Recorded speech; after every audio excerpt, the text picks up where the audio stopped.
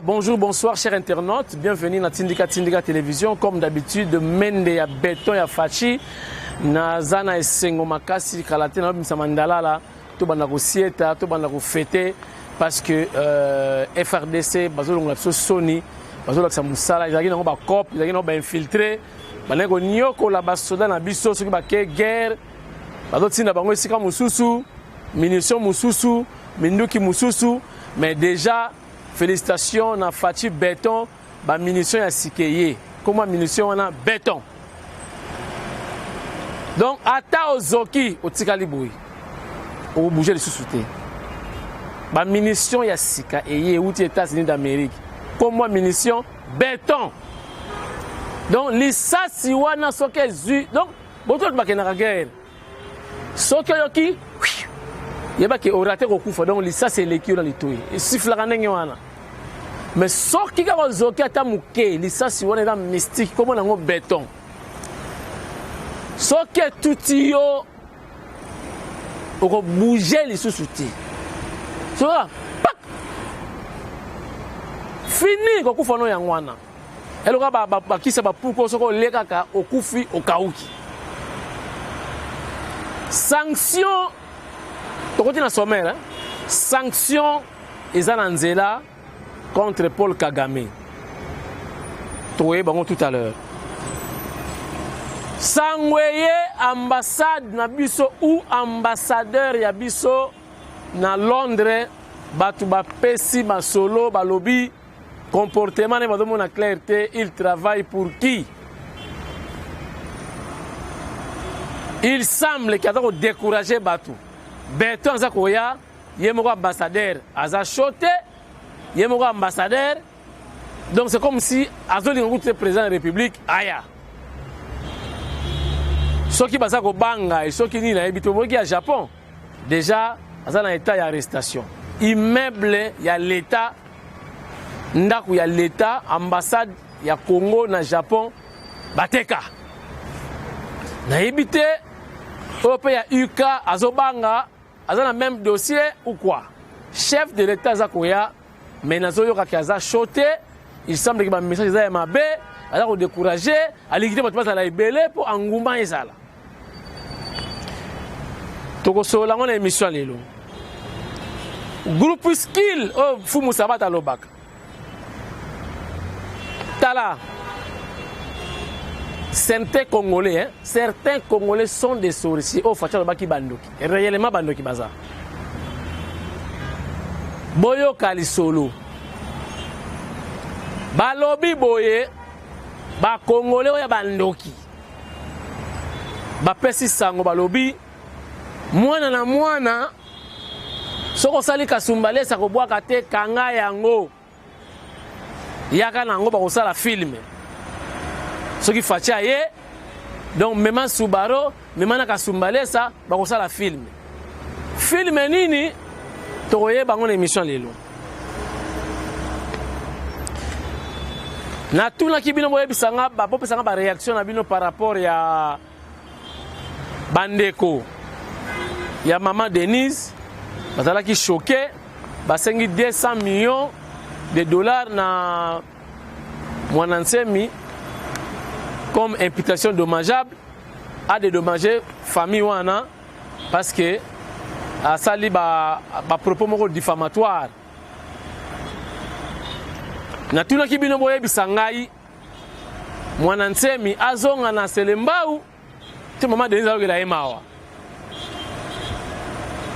Nous avons quelques réactions. Le 17 janvier, vous voyez que belé bakangamana koma Lumumba, bayebi tandaka Lumumba te, bayebi tamboka Lumumba te. Faute de moyens na ketana sabino surprise na kendependa na Kasai. Kota bakatako kombe. Na koma ti na mboka pena mboka ya Lumumba. Ba o nyonso baliaka bambongo na sima Lumumba. Ba salarié. Et pas Lumumba. Na omona nga boyebi. Ya zaki ya Kabila nga siko ya Béton. basalaka ba parti politique au nom ya Lumumba. Mais bokende kotala mboka ya Lumumba mawa trop congolais a mutute vraiment et a passé. Le 17 janvier, marche exatée. Gouverneur ya ville Kinshasa lobi mwana bendana za landaku sima tembelezali lia. Uzana soso ole. Zala pepele eloko exate marche exate. Soko lingo défier l'état italien ko ba policier ba na cadre ya italien ba bomaki bango. Na sukisika wana. Visite ya chef de l'état et pas ba policier ba qui blessé na ba étudiant na Unikin na ba kulu na ba atakaki ba policier. Film de salami kuna tobeta lisolo. Président élu, il y a Facebook. Papa confusion 62% à 48% professeur Galele. Alongwe président élu, vérité des urnes Koufi a commis papa balkanisation. Alobi Ponaye, M. Rouberwa, avant la décentralisation, comme la balkanisation. C'est son droit. Roseline Mbombo, bimisi photo, ministre de la balkanisation, il y a décentralisation, na frère Martin, ici à Moko. Dibo, ça va Congolais point. Frère Martin, au comme balkanisation, vérité des urnes Koufi et monsieur Bandi.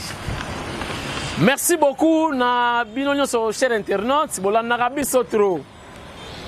Merci na ba appel, merci na ba remarque pour te bongisa émission. Ndeko moka benga bino. La kisa misala ya chef de l'état tête la kisarango. Tozo la kisarate pour botinda kabiso. To sala déjà.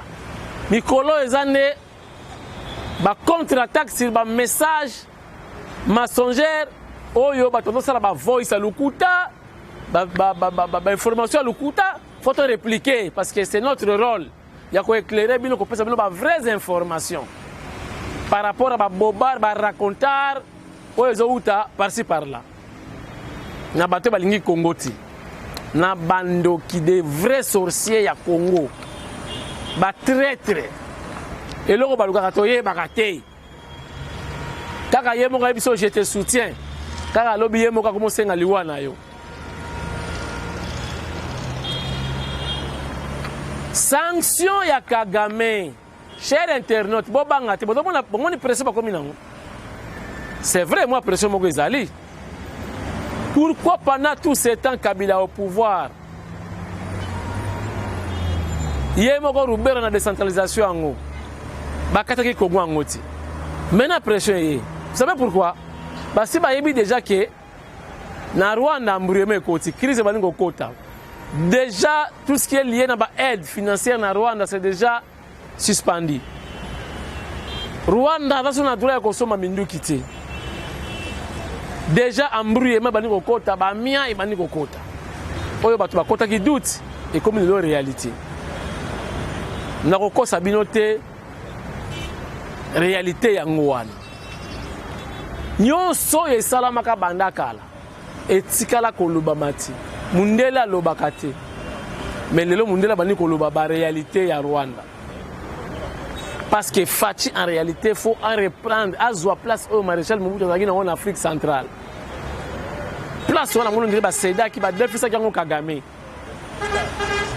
maintenant Fachi azako récupérer poste wana Fachi azoko koma number 1 ya Afrique centrale. Alors pour azwa place wana faut salama ndenge salamaki na Mobutu ndenge salamaki na Abiyarimana. Nazoyo kasolo ya CPI pona Paul Kagame. Bokolo bakeno nazo flatter batu. To nazo sala ba jalelo, to nazo kokosa, to zakaka awa. Bokomona makambo ngezo totala ba signe du temps ndenge Congo ezo kendele ndenge makambo ko sala mena parce que banda kala makambo le bamagiti nakoloba mingi te na avant na pesa vidéo sur ba dossier il y a ba disparition il y a ba tuerie contre ba Hutu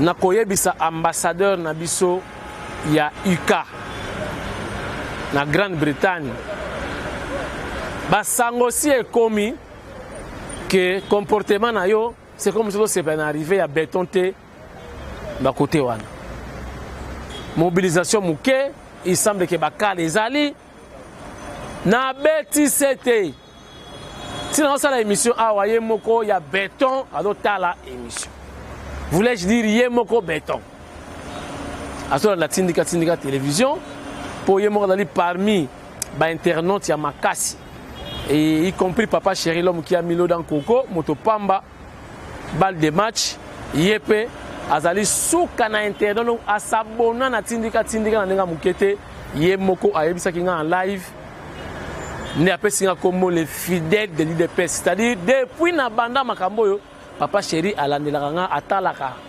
kamwasi ye moko lobi les fidèles de l'IDPS papi kamwasi merci papa chéri motopamba. Donc batu baza kozela fachi na UK mais ambassadeur tozu ba nouvelle na yo yeba ke ne nazolo ba nazo funda te mais on pas information béton pe ici à Yoki donc là inga kala technique donc ne balobaka attention mpila mosi keba sango ezokende male me yebela groupe ya batu ya ba congolais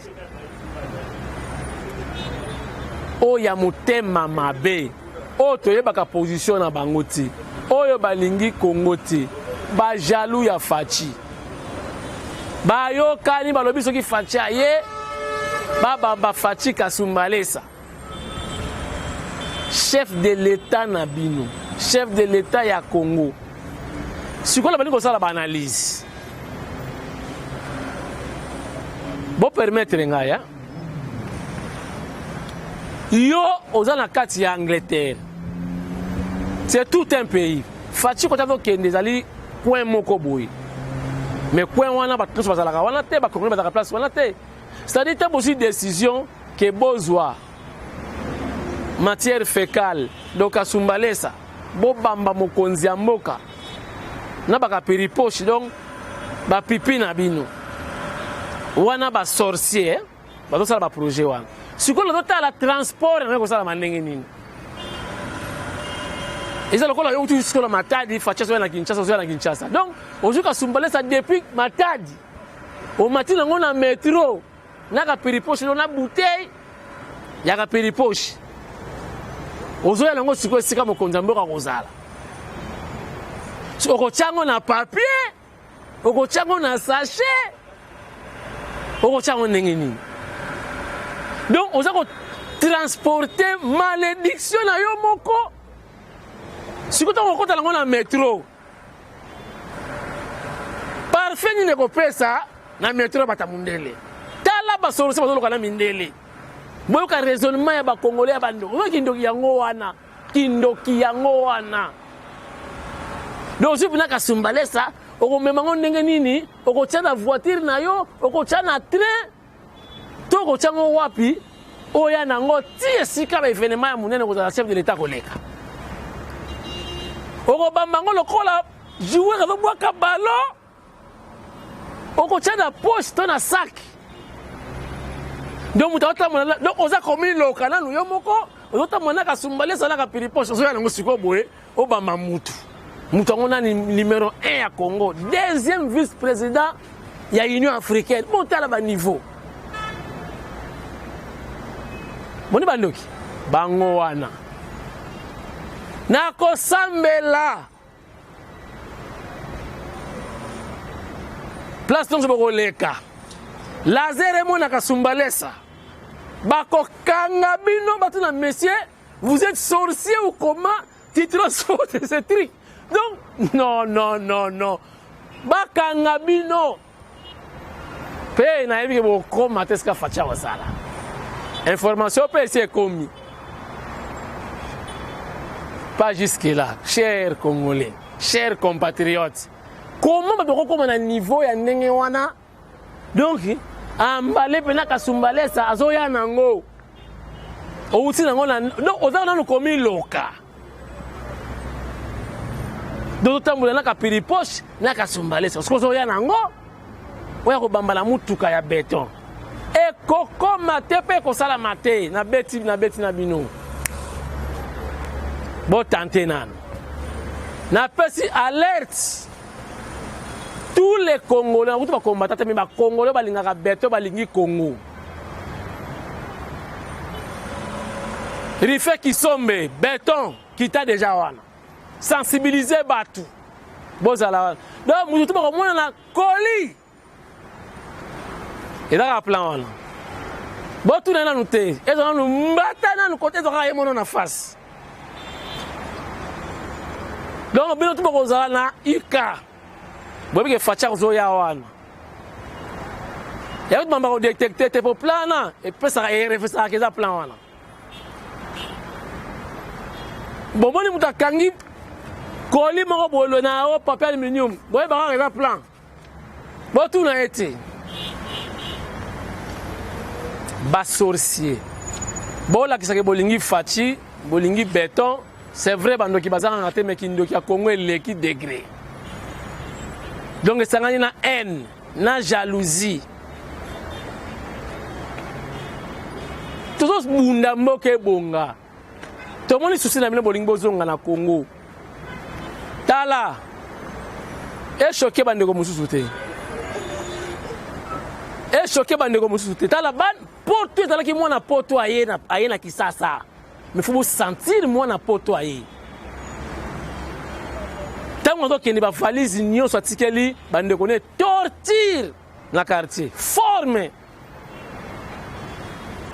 mutuka ya kitoko biloko losa ko yana ngatikeli famille mais botala lo ba parisien akokoma na kisasa famille a habité bon ba parisien en général ne do benanga ba poto ba parisien akozwa flat fozo flat na nzela munene po akotanda elamba libanda ba parfum na ba ina ba non pesa bande ko na bango ba komi ba commerçant ba parisien bazaka bongo te soko pesa bande ko nini parce que teka na vernis ozo teka na ba parfum oyo ye nango bilamba nyonso ozo teka soko bande ko na kisasa ba kolata nini to comprendre que passe comme le monde entier. Béton azo bongisa po boya botika na ba vie wana nazaki na poto na tikalité na zongi na ngai po na yebike avec béton donc comme on a besoin peut-être plus que poto te mais pour vivre mieux.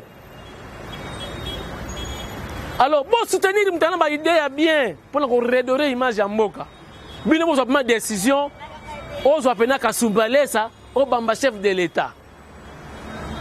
Boko transporter yango ndenge nini na doko réfléchir. Mais ko simbate bana kin bana ya Londres ya solo bana ya Panama oba ko kende kuna botala. Bomoni mutuna koli plan wana. Bo bloquer nan. Demande d'explication. Mutana bouteille exagité kapiri poche Masuba. Faut pas saboter chef de l'État.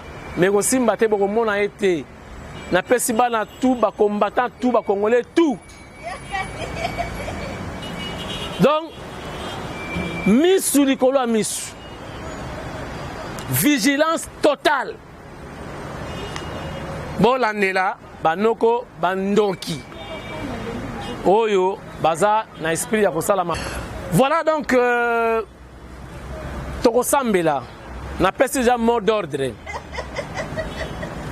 Omoni mutu na koli et ba kedaka plan na kasumbale ça ba na faux esprit ba saboter contre le chef de l'État. Donc mutu to comme déjà policier omoni mutu na koli tuna e master wezani. Des plans e banaka. Voilà, merci beaucoup. ba réaction bosengaki nasengaki bino plutôt pour la mwana nsemi batu ebele balobi mwana nsemi azonga na selembao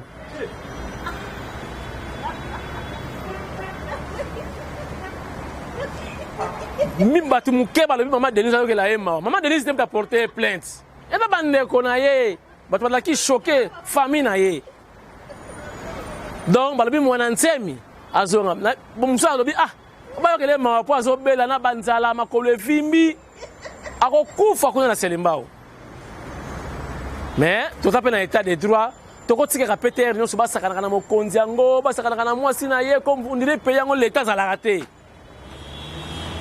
mwana nsemi c'est mon frère mukongo mais aza teti azonga na luselembao faci mutu apesaki ye grâce abima mais teti okosala bezi te mwana nsemi okosouffrir voilà nayebisaki bino makambo ya basanction contre Paul Kagame et sa réalité. Karaté, Fachi, number 1 Afrique centrale.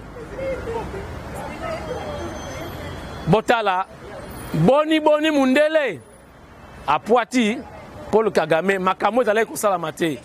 Donc, à part génocide à Rwanda, à Wapé, basala génocide, ba boma ba uto ba kima ba réfugié, ba landi bango tia na Congo. Pour achever bango basila batika na Rwanda libela et pourtant on ba nilotique kune dali mboka ba utu bandeko na biso ba bantu crise le rôle bandongo yo kana déjà kuna nazomona déjà Kagame namoni suka na ye déjà botala sikoyo image oyo mundele asali pour Paul Kagame regardez qui a ouvert la boîte de Pandore en révélant le contenu d'un rapport de l'ONU sur des exactions commises par l'armée rwandaise en RDC entre 1993 et 2003. Oui, c'est à la une du Monde daté de ce matin que vous trouverez encore en kiosque ce matin en province ou à l'étranger. Afrique, l'ONU ne veut pas laisser impunis 10 ans de massacre en RDC. De quoi s'agit-il exactement? Le rapport que vient d'établir le Haut Commissariat des Nations Unies aux droits de l'homme est accablant principalement pour le Rwanda voisin. En fait, sur près de 600 pages, nous dit Le Monde, version quasi définitive, il écrit des violations, ce rapport décrit les violations les plus graves des droits de l'homme et du droit international humanitaire commises entre mars 1993 et juin 2003 en RDC. Alors derrière l'intitulé du rapport, derrière ce sont des meurtres, des viols, des pillages auxquels ont pris part plusieurs pays de la région et il y a eu des centaines de milliers de morts. Autant de crimes qui ne sont, nous précise Le Monde aujourd'hui, pas passés en justice. En fait, depuis plusieurs semaines, précise Le Monde, Kigali, la capitale du Rwanda, essaye de bloquer, d'étouffer ce rapport complètement parce que c'est très négatif pour Paul Kagame. Pourquoi c'est très négatif? Parce qu'en fait, donc, les faits imputés remontent à la première guerre en RDC en 96-98. À cette époque-là, beaucoup de camps de réfugiés Hutus sont en RDC et les troupes du Rwanda vont aller sous prétexte de guerre sur place pour les détruire. Alors, et la presse, bien sûr, en RDC, réagit à cette annonce et à la publication de ce rapport. Oui, bien sûr, et pointe du doigt Paul Kagame, le président rwandais. C'est ce que nous dit le journal Le Potentiel. Crime de guerre en RDC, Kagame, le dos au mur. Est-ce la fin de l'état de grâce pour le Rwandais Paul Kagame? D'ores et déjà, nous dit cet analyste, les analystes, justement, pensent qu'il est temps de conjuguer le règne de Paul Kagame au passé, car malgré toutes ces tentatives d'étouffer le rapport du HCDH, il devra répondre de toutes les exactions commises par ses troupes en RDC. Et l'analyste du Potentiel précise, il faut noter ici que le Rwanda n'est pas le seul pays indexé. L'Ouganda, l'Angola, le Burundi, entre autres, sont cités et des faits précis sont expressément mis à leur charge. On va maintenant aller au Liban. Voilà. Est-ce que Botika Goyoka Mundele a la critique à critiquer Kagame? Mundele aliaka, boko coopérer, yo no batu ya batano. Bomana yo batu. Mais là pour enregistrer, ayebi que bo batu. Mais mukolo Mundele ko balukela yo. Botala déjà, babali ko dénoncer que Kagame est responsable de crime au Salami na Congo. Le 17 janvier marche ezate olingaka Lumumba kende kuna epa na ye na mboka memela ye sac ya ciment bakoko na ye bande konaye ba sepela. Comment expliquer? Bon, ça les sera Lumumba ngote. Mutakena la mboka na yeti. Mais batu ba leba mbongo be na komba Lumumba. Oh le 17 oyo marche. Gouverneur de la ville à Kinshasa déjà a annulé marche wana interdire voulais-je dire marche le 17 ezate tovanda na bandako. Mokonzi ya mboka ki kotala ba policier oyo bazokaki na masolo ya inikini. En tout cas, biso ba congolais toaka ba phénomène. Ba soda ba mon chef de l'état balali ba che makolo. Chef itala ba mbato ba pesa. Chef tanga bimi béton atiki mo eloko 1500 na chaque policier. Na ebisio ba passe esili. Ba policier so ba ko mba luba. Ba ko mba chiluba mbala moko. Ye chiluba wani, ye tatuwani. Bo ye ko li chiluba wapi? Pasi nyonso elimwe do fachi. Bo sukaka mboko yo batako na mbongo. Non. Yango to monique tala ba frère Martin. Frère Martin confusion. Donc président élu à Facebook. Donc président élu à Facebook a commis président ya balkanisation. Donc vérité désir ne porter disparu. A commis président ya balkanisation. Comment ça va conférence internationale balkanisation. Facha pesi batu musala. Mokonzi mboka kabisa ke yaka to bongisa mboka vision za teteti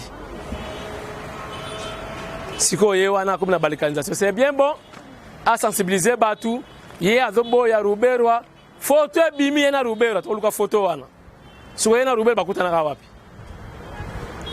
Voilà boye ba ke Fachi au pouvoir, le Congo ne sera jamais balkanisé.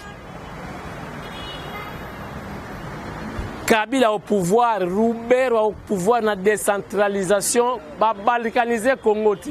Il semble que va protéger, va pas ça va plan. Mais le coup de Salamagité va échouer. Va échouer déjà. Bobangate, botana confiance à Fachi, alors sur la Kitoko, l'ambassadeur américain à sa Kiti déjà. A ABC Bango, yepe aye na ane oyo, même idéologie na Fachi, année des actions. Baktionine, na rappelé bino, Fachi après UK, badako zelaye na Suisse. Souka na masolo forum économique international. Malayali Bosso, président congolais, a participé. Na epse ki bino kone dali kora mikora koza ba grande causerie pour l'intérêt général. Facha baki année des actions. Tozo palper yango. Kalamingiti. Merci beaucoup, Nikoloyo, ba riposte na ba riposte. Rien à voir avec la médecine, mais riposte, o eza pena ke bo beti to beti. Nefse bino na kozonga. Bo lenga bo lakinga fort. Mende na biso zawa pi ya béton, mende azongi. Ba beti to beti. Mais bala jana e perdement. Béton atikali béton. Nefse bino masasa sikeye et ou États-Unis. Lisa c'est comme le béton. Ah, ça qui a touché au gars, au bouger société. Bah, on a vivant. Au coup, il y a un tellement. Donc, on va dans le front, on s'appelle déjà FARDC Moussala Kitoko. D'ici là, tu vas fêter na biso. Tu vas fêter. Merci. Bah, bonne année de continuer. Maintenant, tu communes en souka ya moitié. Donc, bah, bonne année, na rifé qui sont béton, Papi Kelly également. Bonne année. Et pourquoi pas, na Jaco Moudingai.